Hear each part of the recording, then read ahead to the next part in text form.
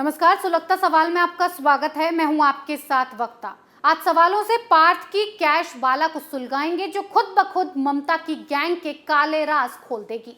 क्योंकि शिक्षक भर्ती घोटाले में ईडी का अर्पिता मुखर्जी पर शिकंजा कसता जा रहा है। जैसे जैसे वक्त बीत रहा है, वैसे वैसे ईडी को अर्पिता के कई राज हाथ लग रहे हैं। 50 करोड़ से ज्यादा का पर्दाफाश हो चुका है, कई खुफिया डायरियां मिल चुकी हैं, विदेशी कनेक्शन और एक के बाद एक महिलाओं की एंट्री ने केस के ट्विस्ट को बढ़ा दिया है। दरअसल अर्पिता मुखर्जी के घर से ईडी ने नोटों का जखीरा बरामद किया। फिर जांच आगे बढ़ी तो एजेंसी को अर्पिता के 4 फ्लैट्स की जानकारी मिली और फिर ईडी को अर्पिता की लग्जरी कारों का पता चला।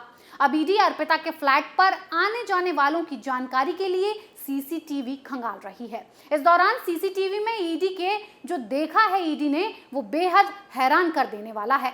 लेकिन इस बीच बड़ी खबर ये आ रही है कि अर्पिता ईडी के चंगुल से बचने के लिए नया रास्ता तलाश रही हैं और वो रास्ता है सरकारी गवाह बनने का, जिससे सवाल सुलग रहे हैं। क्या पार्थ के खिलाफ सरकारी गवाह बनेगी अर्पिता मुखर्जी? क्या सरकारी गवाह बनकर पार्थ को बेनकाब करेगी अर्पिता? क्या अर्पिता के घर लगे सीसीटीवी ने खोल दिया सारा राज? क्या अर्पिता पार्थ मिलकर कोई और रैकेट चला रहे थे?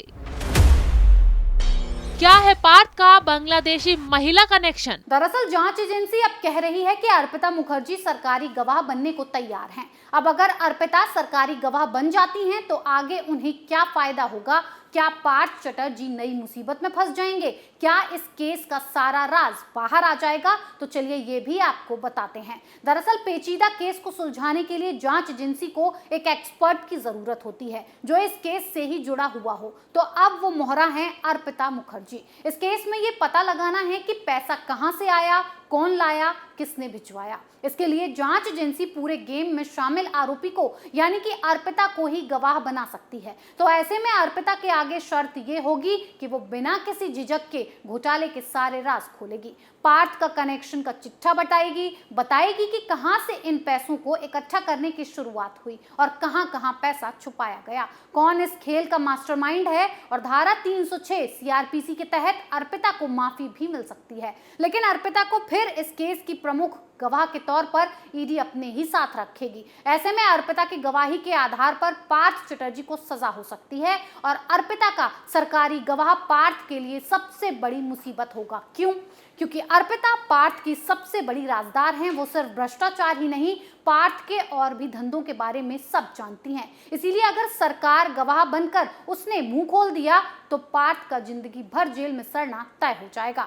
पार्थ की उल्टी गिनती शुरू हो जाएगी। पार्थ के साथ साथ न जाने अर्पिता कितने सरकारी लोगों के राज खोलेगी, जिससे ममता भी लपेटे में आ सकती हैं। क्योंकि पार्थ चटर्जी ममता का सबसे खास आदमी था। ममता के हर काम में पार्थ का रोल रहता था। तो ऐसे में ये कहना भी गलत नहीं होगा कि अर्पिता पार्थ और ममता के सारे चिट्ठे भी जानती होंगी। इसीलिए ममता बनर्जी पार्थ की इस कैश बाला से सबसे ज्यादा डरी हुई हैं।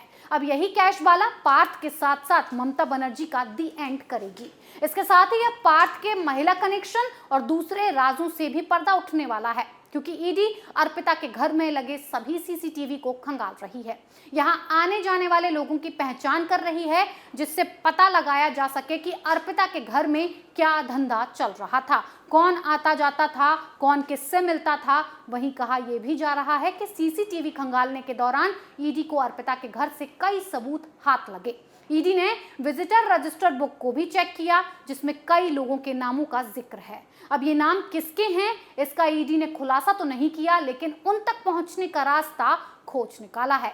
वहीं इस भ्रष्टाचार के खेल में अभी कई ऐसे किरदार भी हैं जो पर्दे के पीछे छुपे हुए हैं, जिन्हें जल्द ईडी बाहर निकालने में कामयाब हो जाएगी। वहीं पार्थ की करीबी महिलाओं के भी ऊपर अब ईडी की रडार पहुंच चुकी है। ईडी की जांच में टीएमसी नेता को लेकर जो खुलासे हुए हैं, उसके मुताबिक पार्थ के अर्पिता के अलावा 6 और महिलाओं से करीबी रिश्ते थे।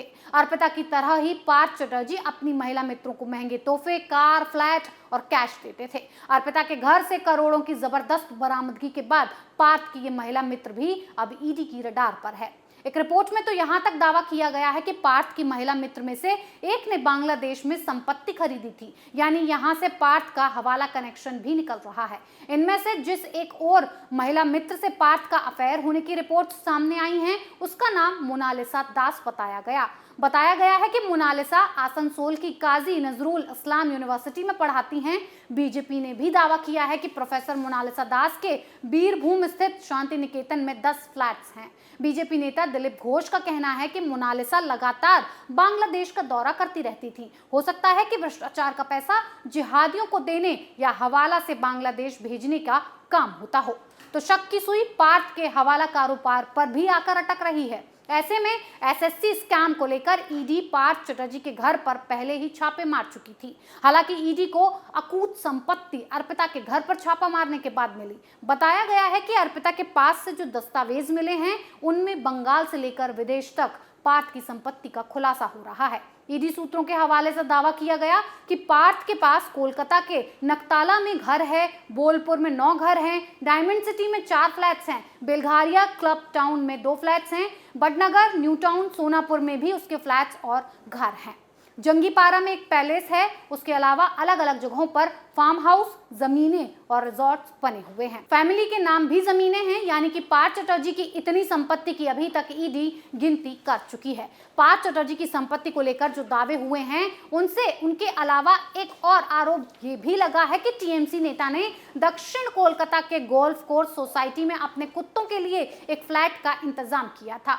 2 लोग उनकी देखभाल के लिए रखे गए थे और हैरानी की बात तो ये है कि जहां लोगों को रहने के लिए ढंग से छत नहीं मिल रही, वहां ये पार्थ चटर्जी वसूली कर ऐशो अय्याशियों में लगा हुआ था।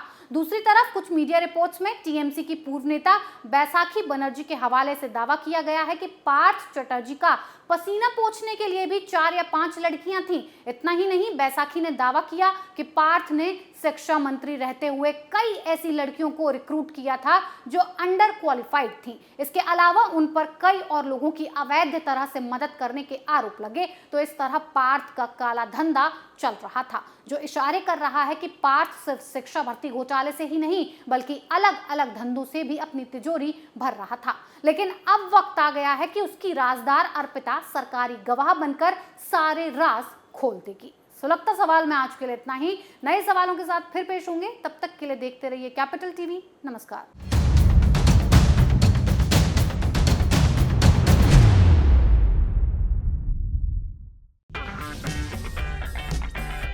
अगर आपको हमारा वीडियो पसंद आया हो तो इसे लाइक करें, हमारे चैनल को सब्सक्राइब करें और हाँ, बेल आइकन दबाना ना भूलें ताकि आप तक हमारे वीडियो की नोटिफिकेशन पहुंचती रहे।